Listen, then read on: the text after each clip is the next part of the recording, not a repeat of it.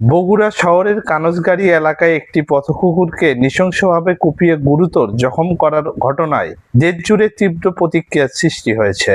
সামাজিক যোগাযোগ মাধ্যমে ভিডিওটি ছড়িয়ে পড়ার পর বিষয়টি সরকারের উচ্চ পর্যায়ের নজরে আসে।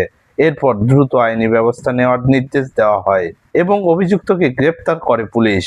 পুলিশ জানায় অভিযুক্ত মোহাম্মদ স্বপন, যার বয়স ৪৫, নামে এক আসবাব ব্যবসায়ীকে বগুড়ার বকশীবাজার এলাকা থেকে রাতের অভিযানে গ্রেপ্তার করা হয়। তার বিরুদ্ধে প্রাণী নির্যাতনের অভিযোগে মামলা দায়ের করা হয়েছে। অভিযানের সময় তার কাছ থেকে একটি ধারালো বার্মিজ চাকু উদ্ধার করা হয়েছে বলে পুলিশ জানিয়েছে।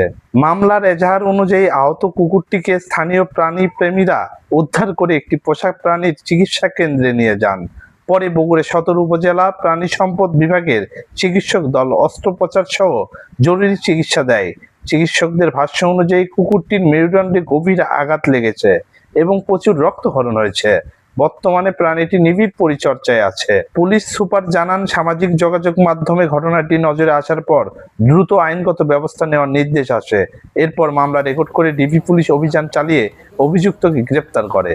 ঘটনার পর প্রাণী অধিকার কর্মী ও সাধারণ মানুষ অভিযুক্তের দৃষ্টান্তমূলক শাস্তির দাবি জানিয়েছেন। এই ঘটনাকে কেন্দ্র করে প্রাণী নির্যাতন প্রতিরোধে বিদ্যমান আইন কঠোরভাবে প্রয়োগের দাবিও জোরালো হয়েছে। এমনই তথ্যভিত্তিক নিউজ পেতে আমাদের চ্যানেলটি সাবস্ক্রাইব করে দিন এবং ফেসবুক আইডি ফলো করে দিন, যেন পরবর্তী নোটিফিকেশন সবার আগে পৌঁছে যায় আপনার কাছে। ধন্যবাদ।